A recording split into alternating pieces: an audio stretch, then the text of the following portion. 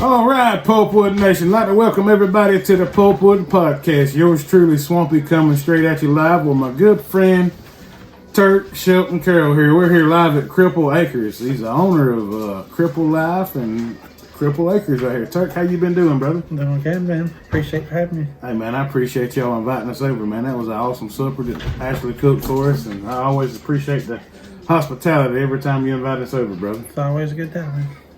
Turk, how did we meet, man? I know we met on social media. I can't remember if we met on Facebook or TikTok. I believe you commented on a Conway Twitty song I had posted on there of me singing Conway Twitty.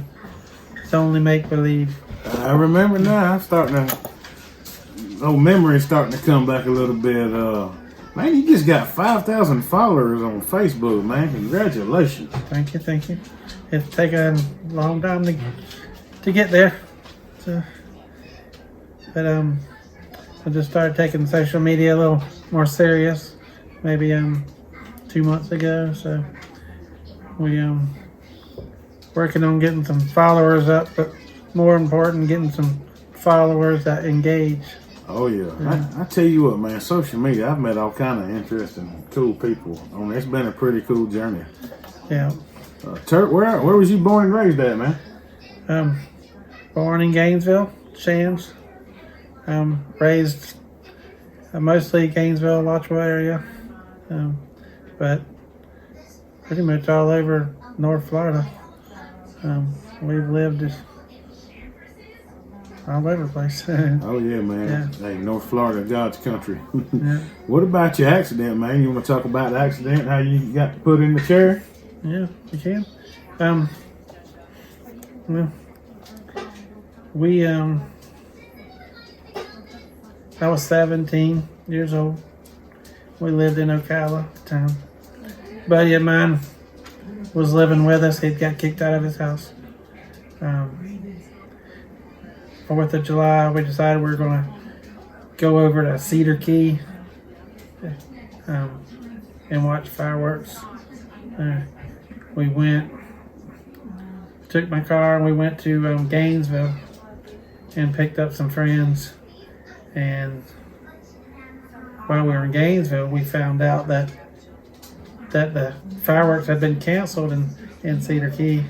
So we decided we were going to come on to Lake City and pick up a friend, and then we were going to Daytona to watch fireworks.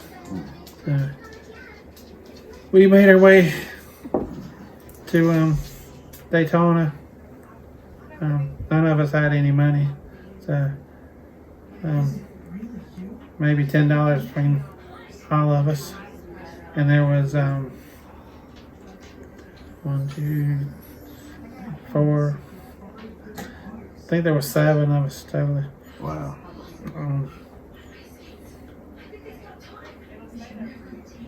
3, 6 of us total. But we spent the day in Daytona, watched the fireworks. We was coming home. We come down 40. We lived in Ocala, and we should have went to Ocala and just let everybody stay the night, but we didn't do that. We headed home, and like I said, none of us had any money, so we was running out of gas, and we had the great idea of back then you could pump your gas before you paid. Oh, yeah. So we decided we were going to pump some gas and jump in the car and leave. Since it's still in the gas. So, but the car had T-tops, old 76 Grand Prix, G-body.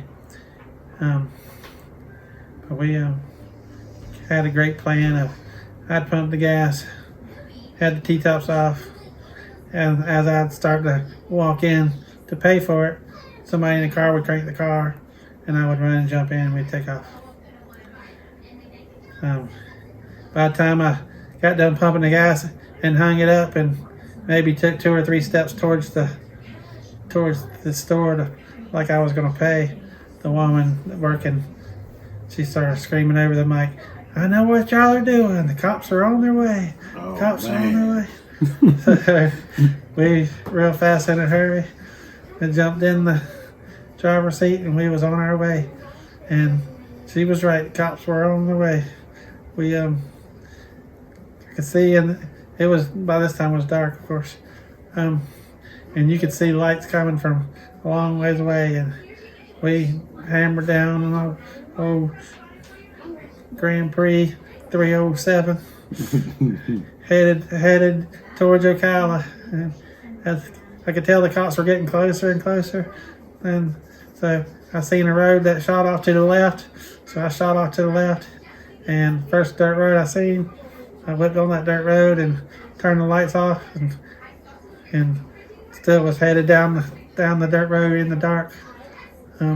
We watched the cops drive by and slowed down, turned the lights back on, and we somehow ended back up on 40 like we were supposed to be. So we continued on our way, and I got to thinking, I've been driving all day, and my buddy that was living with us, he had been sleeping a lot of the day, so while we were traveling. So I was like, I'm gonna let him drive, so that way, for one, if we get pulled over, I'm not driving. Bingo. And two, he had been sleeping and I'd been driving, so Oh, yeah. we continued on to Gainesville, dropped our friends off there, and we had to come to Lake City and drop somebody off, and so we did that. We when we dropped my friend off in Lake City, I got out, and that was the last time I ever stood up as on my own, is when we let her out and said our byes, and we got back in the car and headed back this way towards Ocala, headed south. And my uncle owned the gas station in Alachua, and we got off on that exit and told him, Doyle, the guy driving, that we can just stay here, sleep here in the car for a little while, or we can go on.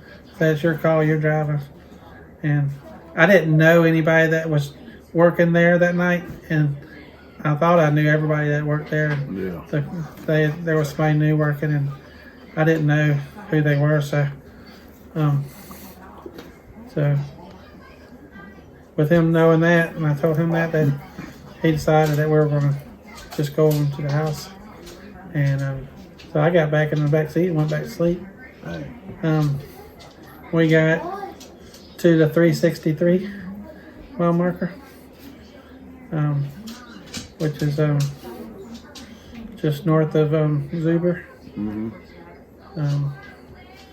And he ran off the road, and he fell asleep, ran off the road, and when he ran off the road, it woke him up, and he snatched the wheel back, and we crossed the interstate and hit a bridge.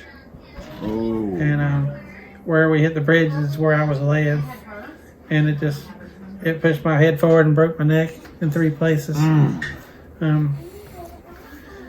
So we come to a stop on the right side of the interstate, which we hit the bridge on the left side of the interstate.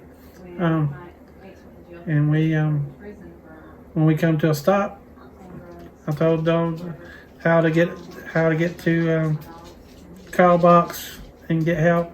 It was 3 o'clock in the morning. And Don walked down to the call box and got help on the way, and he got back and he pulled me out of the car, and I fell straight to the ground when he did that. So when that happened, I knew I was paralyzed. And they somehow they put me back in the car, and shortly after, EMT and cops and all that showed up. But they tried to pull me out of the car they'd got me on the board and tried to pull me out of the car through the window and the T-top area, and that wasn't working. But and they got me out of the car and into the ambulance and took me to Ocala, where I was there for like 11 hours in the hallway on the board, and which gave me 2 pressure sores. It took me probably a year and a half to heal up the. But from there, they flew me to Orlando, to ORMC, Orlando Regional Hospital. And then I was in the ICU there for a couple of weeks, and then they sent me to rehab down in Orlando. And I was there for probably 3 months, and then they sent me home. So yeah. I didn't. When I left the rehab, I had hardly any movement at all. So I still had. So we could do a whole podcast probably on things that happened there, but we'll have to come back and do it sometime, man. Cause we'll touch base on that later. So to go along with the story I was telling about me getting hurt, we come across this bridge. Bill ran off the road on that side of the road, overcorrected and hit that side of the bridge, and we come to a rest. If you look on the side of the road right here, there's a drain right here. That's where we come to a rest at. So that's where my life changed right there. So, and when I say walk to the call box, it was right here at this 363 mile marker. Interesting, man. What about the Cripple Life van, man? Everybody, that van's kind of iconic around these parts. It is. Man, the first time I ever seen the Cripple Life van, I was minding my business coming through Lake City on 90 with little logs, headed to Fernandina. And I seen you come around me in that van. Didn't know we'd be sitting here doing this podcast now, but I was like, you know what? That guy right here's got a good sense of humor. Yeah. Well, it's I'll have to send you a picture of the van so you can show people what it looks like. But and it ain't really nothing special, but people like the van. It's we've been to yard sales, or people come to the house here that I buy and sell stuff. So people come to the house and they'll see my van and they'll freak out. There's that van. There's that van. I gotta call my dad. My dad loves that van. Or, but it's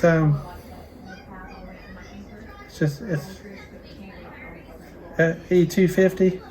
It's got a little bit of a lift on it. It's got it's black with neon yellow letters on it. Got powder coated suspension on it. Stuff. I have wheels and tires for it. I haven't put on it yet, but it's got dual exhaust. It's a workhorse. It's been a real good van. I just recently, it's a 07 and I bought it brand new. I bought it in 06. But it had 424,000 miles on it. Wow. We just replaced the motor, and we replaced the wheelchair lift on it. And then did some suspension work on it, and bought wheels and tires for it. But people love the van. It just yesterday we were leaving the parking lot, and homeless lady yelled at me, "Love your van." It is a badass van.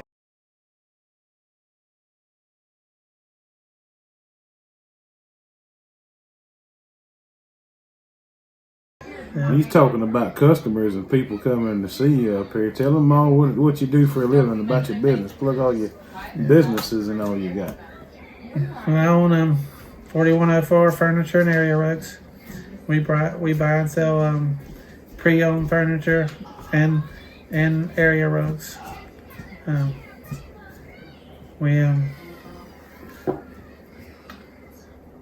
have antique booths up in Georgia.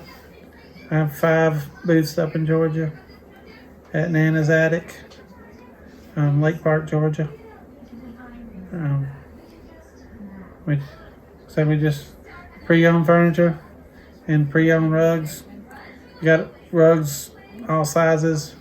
The bigger rugs run out pretty fast, but we keep a pretty good variety of 8x10s, and then we have sizes below that. We pretty much always have 8x10s and smaller.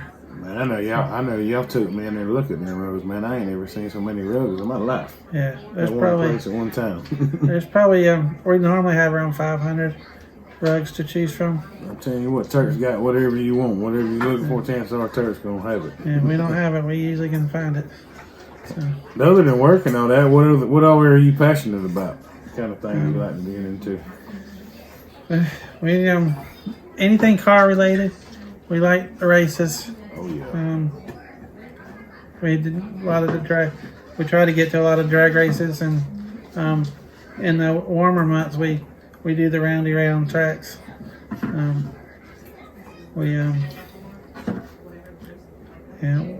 Pretty much every weekend we try to do something to do with races during the summertime. Wintertime I'm not big on cold weather, so we'll stay in pretty much. That cold weather hurts the older you get, don't it? It does, yeah. It's like y'all stove up, and I can only imagine how you are, man. I'm all stove up like old rattlesnake, can't hardly move around. That's how I am for sure. Yeah. Oh, And other than that, we do a lot of karaoke. absolutely. Yeah. Speaking of karaoke, man, let's talk about Cripple Acres, man. What kind of plans and visions you got for the future for out here, man? Cripple Acres. Cripple Acres is my property. Where I don't know exactly what we'd be considered, but O'Brien, I guess, is what I'm considered. I have a Lake City address, but I guess I'm considered O'Brien here. But have back side of my property, I have set up for get-togethers. We have a nice fire pit.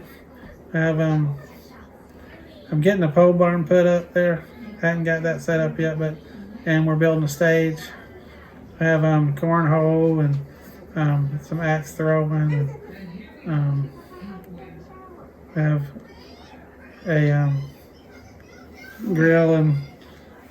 a grill set up out there, and we have a tent that when we have our gatherings, we put food in to keeps flies and all that stuff away. I know that time y'all invited me out here, man. That was nice. That was the time I didn't know I was doing a stand-up comedy gig. That was my very first stand-up gig, my debut in stand-up comedy in front of a crowd, pretty much, man. But you know what? You kind of found out it's an addiction that I got now. It's an adrenaline rush. Yeah. But other than that, I have a family gathering. We have usually 3 times a year. We get together, all my family, my brothers and sister and nephews and nieces. And, they usually bring their campers and stay for the whole weekend. And then we do some friends and family gatherings. So that was my whole vision of this property when I got it, is to be able to do something like that. And I've named it Cripple Acres because I'm quadriplegic. So, and Salt Life wasn't you'd see Salt Life everywhere, but I didn't identify with that. But I did identify with Cripple Life. So, that's across my front windshield of my van, and that's it's just a way of life. I say I didn't choose that life. I just live it. Exactly, man. You got to embrace it and all that. Sometimes you got to go when you don't want to go. I tell you what, you've been a big inspiration to me, man. I tell you what. Anything you want to plug or discuss? Yeah. Mainly social media stuff and events you got going on? Well, every morning I do a good morning post, and it always has a little topic that I cover. I cover different topics every day, and write just a little bit of something on there. It's helped a lot of people. My mom had always told me that I needed to do that because she thought people would enjoy my thought process, my mindset, and I always said that nobody wants to hear what I got to say. And but after she passed away in October, I've started doing that, and I've been doing it ever since October. And I do it every single day. So we that does okay. It ain't setting the internet on fire or anything, but it's helped a lot of people. I enjoy looking at it every morning. Oh yeah. I posted on my page, and I posted on all the local word of mouth pages around here. And that's about the only thing that I got that's constant.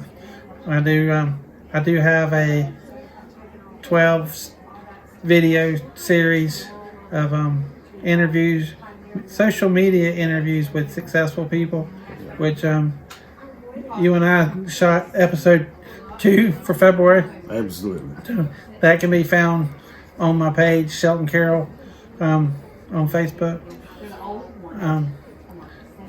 and it's pinned to the top of my page. Next month, whoever we interview will be pinned to the top. But it's I'm new to interviewing and new to this podcast stuff, so me and you both, brother. It's gonna take me a while to get real good at it, but it was a good interview. Just oh yeah, I enjoyed it. It's gonna take me a while to get used to talking on camera because we're both kind of late bloomers with this whole social media thing. Yeah. Hey, we just have fun with it. Yeah. You got any advice for the people out there that are coming up into social media and doing content and all that we're putting out? Just stay consistent, post original content. You can use somebody else's ideals, but if you're going to use somebody else's ideal, make it your own. Just be original, because that's the only way it comes across as genuine. So that's basically it. Is just stay consistent and try to film stuff that you enjoy. So that's right, man. Yeah. Ladies and gentlemen, Pulpwood Nation, Turk, Shelton, Carroll, man, we enjoyed you coming on the podcast, and I can't wait to have you back on here again. I appreciate you having me. Y'all be seeing a lot of Turk over here. We like to aggravate people together. Yeah. Well, it's been real, y'all. This is yours truly, Swampy Merritt with Pulpwood Mafia, saying we'll put it on you more later. Put it on you more later. That's it.